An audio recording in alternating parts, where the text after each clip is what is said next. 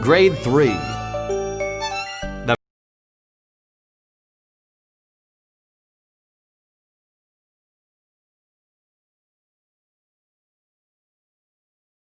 Chapter 1. The Moneylenders.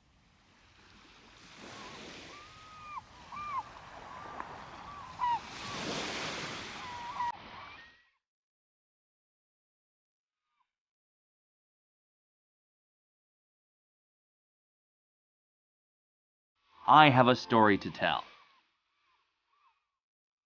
It is a story of love and hatred, a story of giving and taking, a story of laughter and tears. This story was told a long time ago, but it still has as much meaning today as it did then. It happened in a city called Venice in Italy. This beautiful city rests like a crown jewel on the Adriatic Sea.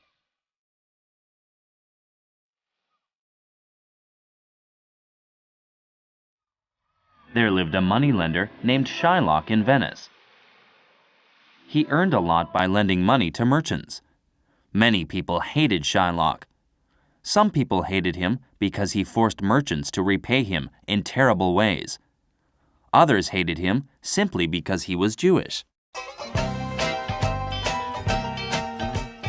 Of all the merchants who lived in Venice, one hated Shylock more than the others. His name was Antonio. Shylock hated Antonio as well.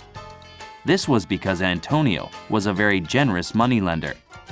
He lent money to people in trouble and often didn't charge them interest. Shylock lost a lot of business because of Antonio's generosity. More importantly, Shylock hated Antonio because he was a Christian, and Antonio hated Shylock because he was a Jew.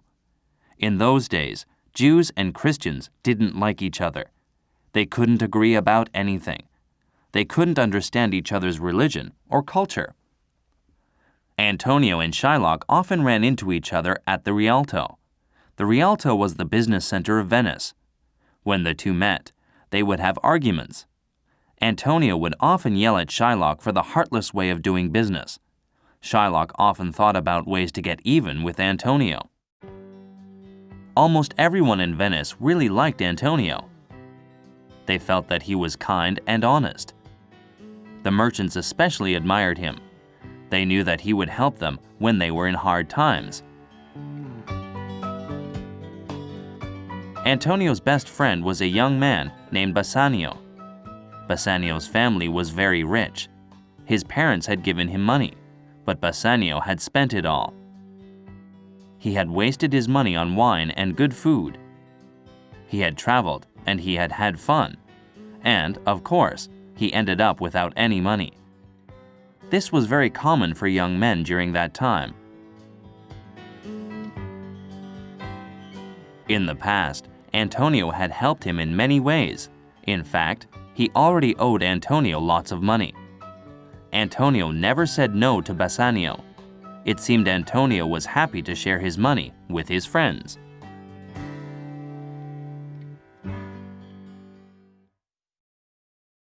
One day, Bassanio came to Antonio for another loan. Antonio, I have great news. I've fallen in love with someone. Her name is Portia. She's the most beautiful woman in the world. And not only that, she's rich too. Her father passed away recently, and she's going to inherit lots of money. "That's wonderful news, Bassanio," said Antonio. "It sounds like she is a wonderful woman. But does she love you as much as you love her?" Of course she does.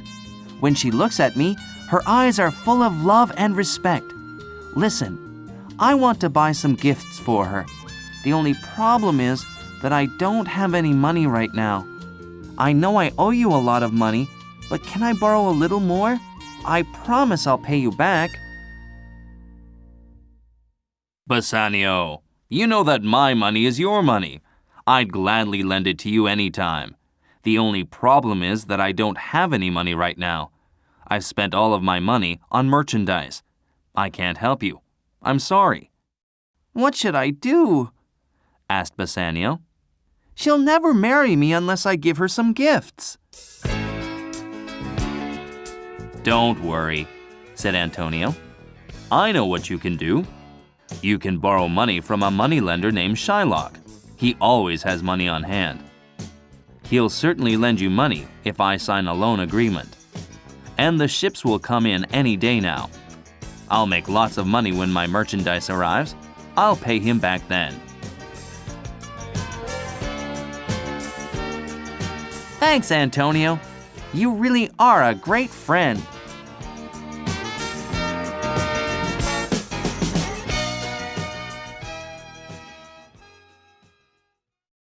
While Bassanio and Antonio were out to find Shylock, Portia was facing her own problems. Portia's father had arranged conditions of her marriage before he died. He didn't trust Portia's judgment.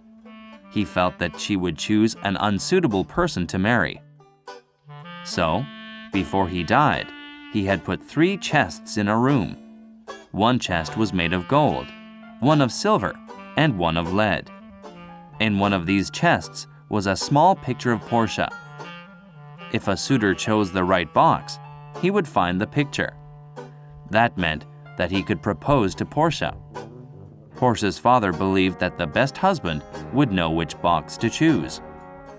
If he found the wrong box, he would have to leave the house right away. He wouldn't be allowed to marry Portia. In addition, he wouldn't be able to marry anyone or have a girlfriend for the rest of his life. Every suitor had to sign a contract agreeing to these conditions. It was a big risk for them. But Portia's father felt that his daughter was worth the risk. Portia lived in a small town called Belmont. She had many men visit her house. They all wanted to marry her because she was rich and beautiful. She was tired of having these strange men come to her house. She was also unhappy that her father didn't trust her judgment. Portia often talked to her servant, Nerissa, about her problems. Nerissa was more of a friend than a servant. Why couldn't my father just trust me? She asked Nerissa one day. Your father was right, Said Nerissa. There are so many bad men out there. They just want to marry you for your money. But the men who come here are so boring. They have bad manners and they are vain. Some of them drink too much wine. Some of them even smoke. I'm so sick of these guys.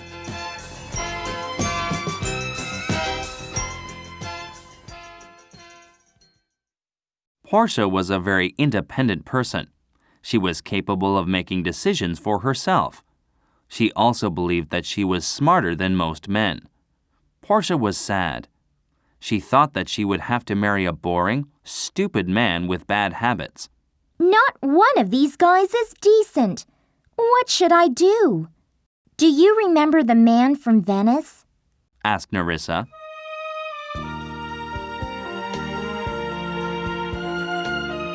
Portia's eyes sparkled.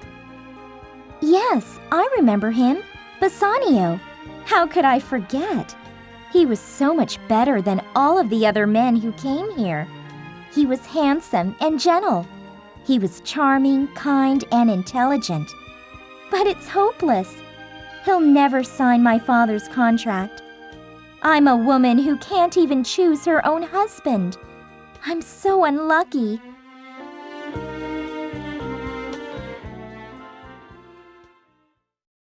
Another servant then entered the room. Madam, a message has arrived from the Prince of Morocco. He will be arriving tomorrow.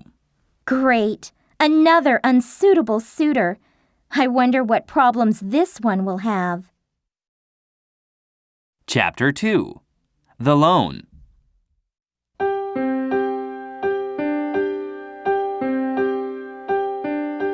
Meanwhile, in Venice, Antonio and Bassanio found Shylock. He was at the Rialto as usual. Shylock, I have a request for you, said Antonio. I'd like you to loan 3,000 ducats to my best friend Bassanio. I will sign the contract. I'll happily pay you back in a few days. I'll have plenty of money when my ships arrive." I have an idea, said Bassanio. Why don't we go out to dinner? We can talk more about this loan. I never eat with Christians, grumbled Shylock. I may lend them money or do business with them, but I don't eat with them. Not ever. Very well, said Bassanio. Why don't you just lend me the money then? You know that Antonio will pay you back. As Shylock listened to Antonio and Bassanio, he became angrier and angrier. How foolish these two men were. They knew how much he hated them, and yet they were asking him for a loan. He was determined to make Antonio pay dearly. Shylock, yelled Antonio. are you going to lend us the money or not? Answer me. Shylock answered him slowly. Do you remember all of those times that you insulted me in a loud voice that everyone could hear? You once spat on me and called me a dog, and now you want to borrow money from me, a dog. Look, I'm not asking you a favor. You can charge me any interest you want. I don't mind. My ships will arrive any day now. All right, Antonio. I'm willing to lend you the money. I won't even charge you any interest. Just pay me back the loan on time. Antonio couldn't believe his ears. What did you say? I said you didn't know me. You always call me a cheapskate, but I am not. I will help you. I won't even charge you a single ducat. However, there's something I'm worried about. What if you don't pay me back? Don't worry, Shylock. I'll pay you back. Well, I need some kind of a guarantee, don't I? 3,000 ducats is a lot of money. If you don't pay me back on time, I want a pound of flesh. I'll take a pound of flesh from any part of your body. Antonio didn't like what Shylock proposed. No, I'd rather pay some interest if I'm late on the payment. I'm afraid that's no good, said Shylock as he laughed. Do you think I'd take money from a fellow moneylender? Besides, this contract is only a joke. Do you think that any lawyer or judge would believe me? Would they really believe that I want a pound of your flesh? You don't have to worry about anything. It's my way of saying the bad feelings of the past between us are finished. Antonio pulled Bassanio aside and spoke to him secretly. I don't want to do business with this man. He's evil, and I know that he'd take the pound of flesh from me if he could. Let's see if somebody else will lend us the money. But Bassanio had other ideas. Who else in Venice can lend me this much money? Besides, this man is crazy. Don't worry about the guarantee. Nobody would make you pay a pound of flesh. Everyone will think he's nuts. So Antonio agreed to the conditions of the loan. The three men went to a lawyer and signed an agreement.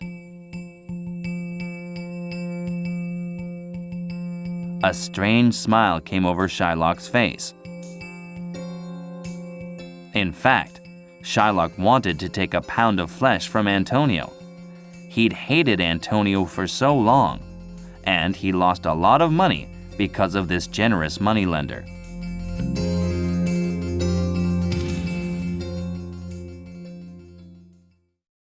Bassanio took the money that Antonio had borrowed, although he had a bad feeling about the loan contract.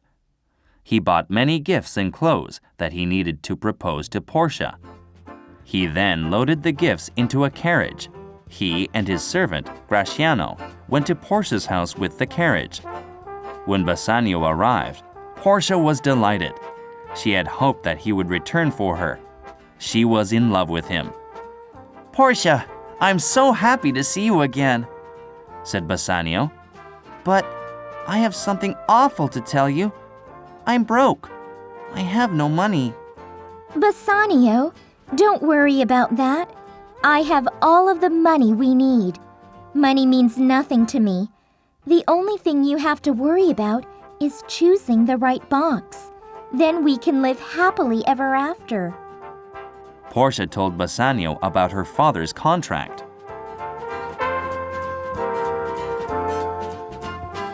All right, I'll go choose the box now. Portia started to worry. What if he chose the wrong box? Don't choose today. I have a bad feeling. I want you to wait. Wait? But the sooner I choose, the sooner I can marry you. I can't wait any longer. Then let me hire a musician. Maybe the music will help you think more clearly. A little while later, a musician came. He began to play soothing music.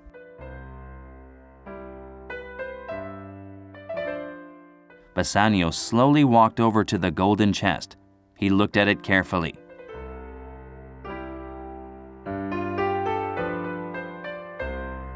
This can't be it, he said to himself. It's too obvious. Everyone would choose the golden one first. I think Portia's father wanted to separate the wise men from the fools. Then, he walked over to the silver chest. If men didn't choose the golden chest, then they would choose this one. That's obvious as well. Bassanio's eyes settled on the lead chest. This is the least obvious choice. I don't think anyone else would choose this one. He opened the box.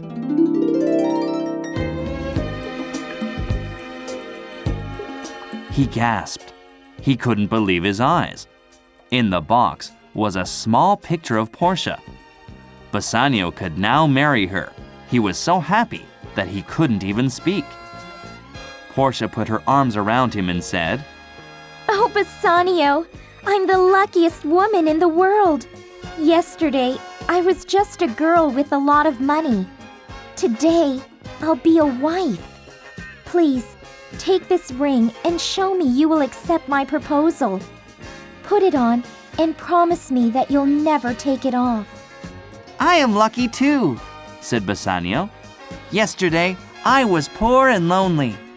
Today, I will be married to the most beautiful woman in the world.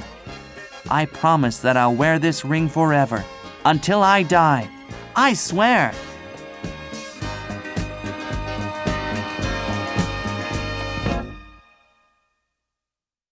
It was a very happy moment.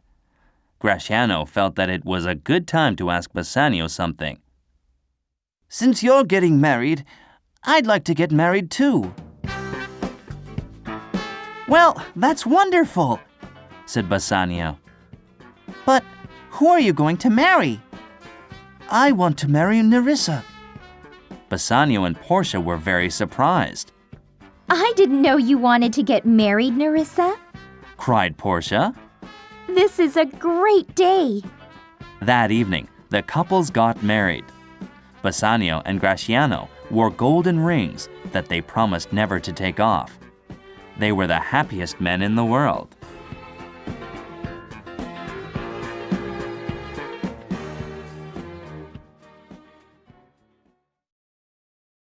Chapter 3. The Debt. A few days later, a messenger arrived at Portia and Bassanio's house. Bassanio received the letter and opened it. It read, Dear Bassanio, my ships have all sunk. I am in big trouble. Shylock wants to take a pound of flesh from me. Everyone has tried to talk him out of it. Even the Duke of Venice has tried, but no one has had any success. I am going to die. Please come to my trial and execution. I want to see you once more. Come quickly. I don't have much time. Your friend, Antonio. As Bassanio read the note, his face turned white. He had to sit down. His hands trembled.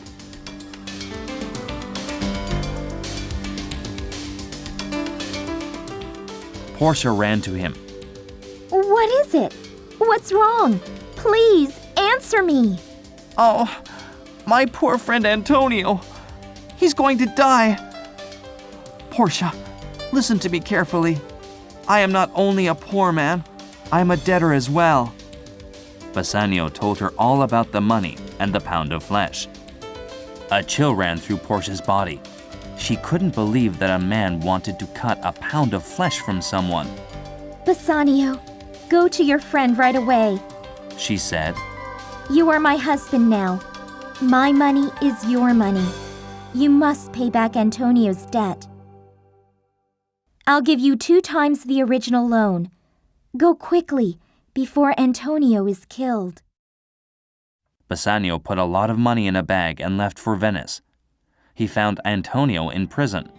When he saw his friend, Antonio ran to him and hugged him. Antonio looked small and weak. My dear friend, said Bassanio. I'll go to Shylock today and pay back the money. I'm sure he'll take it, and then you can go free. After all, he is very greedy. He won't say no to money. Dear Bassanio, said Antonio. you are too kind, but I think it's too late. Shylock wants a pound of flesh from me. According to the loan agreement, that's what I owe him. You won't be able to talk him out of it. He's never refused money before. This time it's different. He hates me so much that he wants to kill me. And to make matters worse, Jessica ran away from home. Jessica? Do you mean Shylock's daughter? That's right. She married the young man who was living in your parents' house, the Christian boy. She is going to give up her religion and become a Christian. And when she ran away from home, she stole a gem from Shylock too, Oh, that's terrible, said Bassanio. He probably thinks that I made her marry the Christian, but I have nothing to do with it, I swear. He's really mad. He cut Jessica out of his will, and for the past few days, Shylock's been talking about me. He's told everyone that he's going to kill me, Don't worry about that, said Bassanio. I'll talk to Shylock. I'll make him change his mind. I'll do whatever I need to. Bassanio went out of the prison and found Shylock.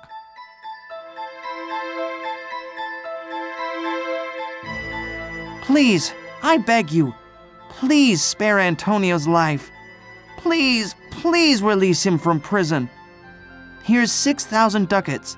That's twice the amount we borrowed in the first place. Antonio begged on his hands and knees. No, I want a pound of flesh. He owes me that. I'll give you 9,000 ducats. Just let him live. No, Name your price. I'll pay you anything. I want a pound of flesh.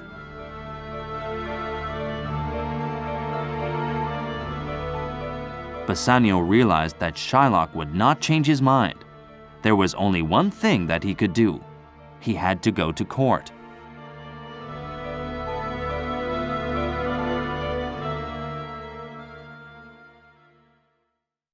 At that time, everyone of Venice was talking about the problem. Everyone felt sorry for Antonio. He had only wanted to help a friend, and everyone hated Shylock. He was such an evil man. More than being evil, however, he was angry. He was angry with Antonio. Antonio had always spoken roughly to him at the Rialto. He had cursed Shylock for being a Jew. He had yelled at him for being a mean and greedy businessman. Shylock was also very angry about his daughter. His whole world was a dark and nasty place, and he had nothing but hatred in his heart for these two Christians, Antonio and Bassanio. A date was set for the trial. It was a very important trial. Even the Duke of Venice was involved. He would be the judge. Meanwhile, in Belmont, Portia heard about the trial. She decided that she had to help poor Antonio. She could not rely on fate to change the course of events. Portia wrote a letter to her cousin, Bellario. He was a well-known lawyer. She asked for his opinion about Antonio's case. She also asked him to lend her the clothes that he wore in court. A few days later, a letter and a box arrived in Belmont. The letter had instructions for defending Antonio. In the box were 2 sets of clothes that Bellario wore in court. Portia dressed in one set. She made Nerissa wear the other set. Then they left for Venice. Portia and Nerissa went to the Grand Courthouse of Venice. There, they waited for the trial to begin. On the day of trial, it seemed like every Venetian came to the court. Everyone wanted to know what would happen to Antonio.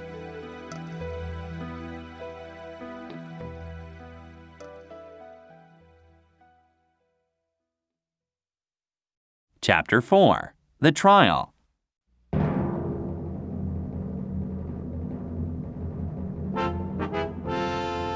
When the trial began, Portia gave the Duke of Venice a letter. The letter was from Bellario. It said that he could not be Antonio's lawyer because he was sick. Bellario wrote that Balthazar would be Antonio's lawyer instead. Balthazar was actually Portia in disguise. The Duke didn't mind that Balthazar would represent Antonio. He did wonder, however, if Balthazar was experienced enough. He looked very young. Portia looked around the huge courtroom. Shylock seemed to be enjoying his day in court. Antonio looked at her with begging eyes. Portia then looked over at her husband. Bassanio didn't realize that Balthazar was actually his wife either.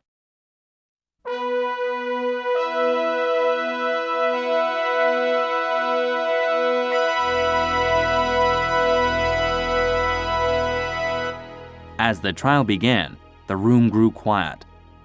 Portia spoke to Shylock first. Sir, according to the agreement, you can take a pound of flesh from Antonio. There's no question about that. But I want to remind you of another choice, of a more noble choice. You could choose to be merciful. You may ask, what is mercy? Well, I'll tell you. Mercy is like the gentle rain. It falls from heaven. It blesses everyone. It blesses the person who gives mercy and the person who takes it. Mercy makes you feel like a king. You have all of the power in the world. You have the power to give Antonio his life. It is only through mercy that you can do this.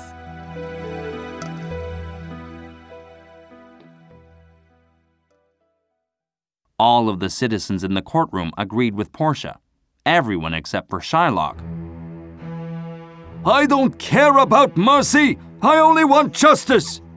He yelled. Well, why don't you just allow Antonio to pay you back? It's too late for that now! I don't want money! I want my pound of flesh! Read the contract! It says that I can take the pound of flesh, and it says that I can take it from the place nearest to his heart.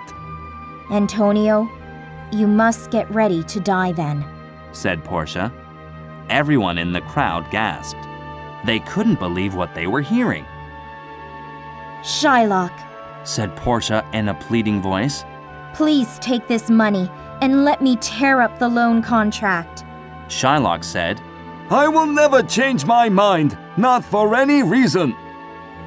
He began sharpening his long knife. He couldn't wait to cut into Antonio. Portia turned to Antonio. Do you have anything to say before you die? No, said Antonio. I am ready to die. Then he turned to Bassanio. Goodbye, my friend. Don't blame yourself for my death. Bassanio was crying. Oh, Antonio, I would do anything to save your life, but there's nothing I can do. I'm so sorry. You are the best friend in the world.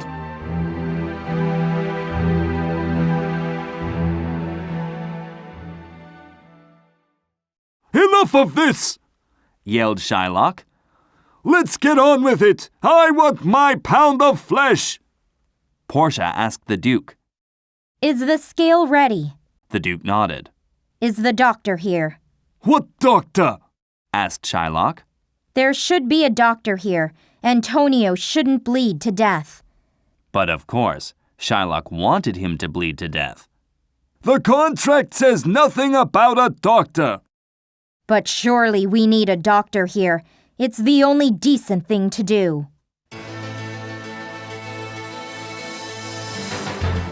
The contract says nothing about a doctor. Shylock repeated. All right. Said Portia. A pound of flesh is yours. The law allows it. The court awards it. Shylock was very happy that he could finally kill his enemy. He was very pleased with the young lawyer. You are such a good lawyer, He said. You understand justice. Shylock picked up his sharp knife. It was bright and shiny. The moneylender had an evil look in his eyes. Come here, He said to Antonio. Just a minute. Said Portia. There is another thing I need to tell you.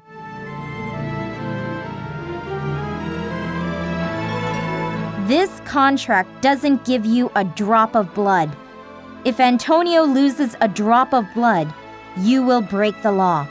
The city of Venice will take all of your money and land. Do you understand? Shylock didn't know what to say. Everything had changed. He couldn't possibly get his revenge now. His face turned red with anger. Everyone was very impressed with this young lawyer. Balthazar used the terms of the contract to save Antonio. There was no mention of blood in the contract. Shylock could not take any blood. Therefore, he couldn't take any flesh either. The people in the courtroom clapped their hands. Hooray for Balthazar! Shylock slammed his fist against the table. Well, where's my money then? If I can't have my pound of flesh, I want my money! Here it is! Bassanio happily threw him a bag with 3,000 ducats inside. Shylock began to walk away. Not so fast. Said Portia. You tried to murder someone. By law, you must give all of your money to the city of Venice. You could also be killed. You are at the mercy of the Duke of Venice. Get down on your hands and knees. Beg him for forgiveness. No, Said the Duke. I don't think anyone should have to beg for their life. It isn't right. I must make an important decision, and I must think about it carefully. I want Shylock thrown in jail tonight. Tomorrow, I will tell you what his punishment will be. Everyone left the courthouse that afternoon. They walked through the streets, talking about the trial. No one could remember a more unusual day.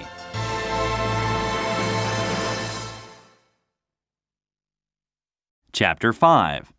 The Sentence.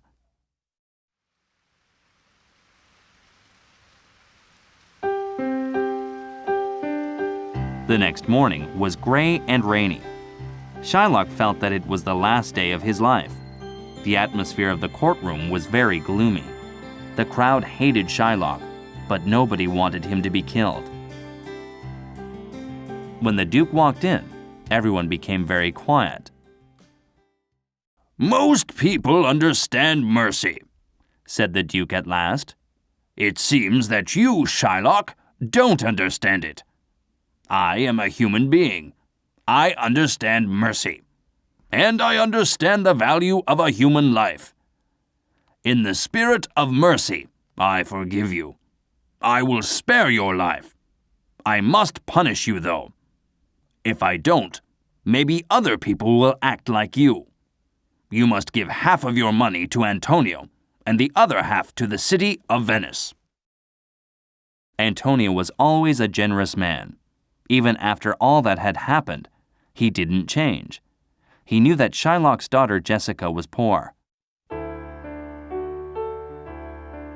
I have a request about the money, said Antonio. What is your request? Asked the Duke. The court became quiet again. The crowd leaned forward to hear. I want to give Shylock's money to his daughter, and I want him to put Jessica back in his will. I think this is a fair request. Shylock, I order you to give half of your money to Jessica, and you must write her back into your will. If you don't do this, I'll throw you in jail for the rest of your life. Shylock felt sick.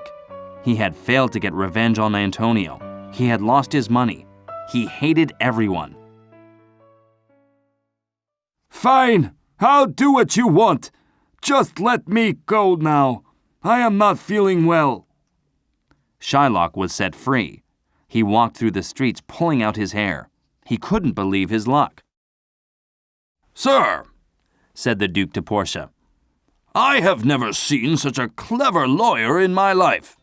I must admit that I was worried at first because you looked so young. If you're not too busy, please have dinner with me tonight. I'd love to talk about the law with you. Portia wanted to get home before her husband. I would love to, but I have another case that I must work on. I'm sorry. I'm just too busy to have dinner with you tonight. Oh well, another time then. The Duke turned to Antonio. You should pay this lawyer well. You owe him an awful lot. Please, said Bassanio to Portia. take these 3,000 ducats. That's how much we borrowed from Shylock in the first place. I don't want the money. I'll give you 3,000 more then. I don't want any money at all. Said Portia. Instead, I want your wedding ring. My wedding ring? I'm sorry. This is the one thing in the world that I can't give you. I promised my wife that I would never take it off. I will find you the most expensive ring in Venice. I will buy it for you now. But I can't give you this ring. No way. I want your wedding ring, but I'm not going to beg. I see that you're too cheap to give it to me. Portia left the courtroom. She seemed angry. Actually, she was happy. Please, Bassanio, give him the ring, said Antonio. I know your wife will be mad, but think about what this lawyer has done for us today. I owe him my life. Don't you think that's worth your wedding ring? Bassanio felt ashamed. Antonio was right. He took off his ring and gave it to Gratiano. Go and find Balthazar. Give him this ring. When Gratiano found Portia, he gave her the ring. Nerissa, who was with her, said, You, Gratiano, you give me your ring too. Gratiano knew that he couldn't say no.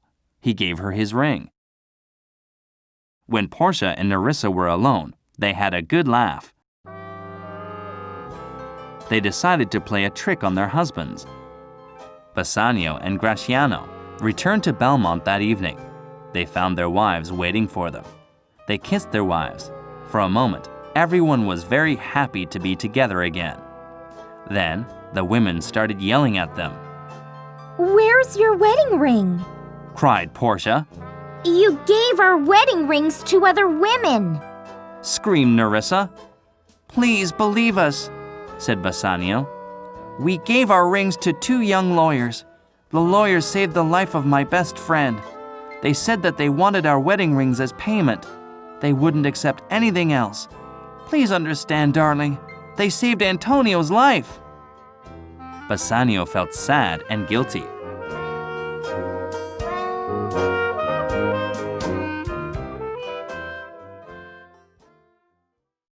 I suppose that there is only one thing we can do, said Portia. Bassanio was afraid. Gratiano's knees were shaking. We must give you your rings back. Portia opened her hand. Nerissa opened hers as well. Bassanio and Gratiano couldn't believe their eyes. They were holding their wedding rings. Portia and Nerissa started to giggle. Then they laughed harder and harder. The men stood there with confused looks on their faces. Finally, Portia began to tell their story. Bassanio was amazed. His wife was even more wonderful than he had thought.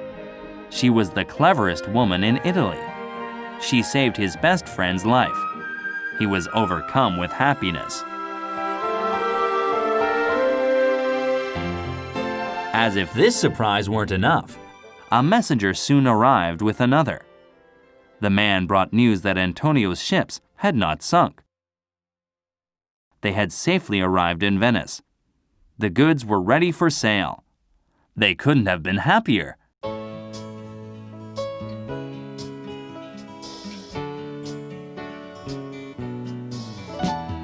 That night, they all celebrated under the beautiful Italian moon.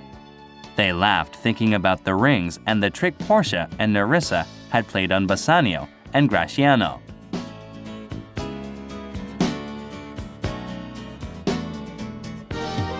Bassanio looked lovingly at his wife. What's the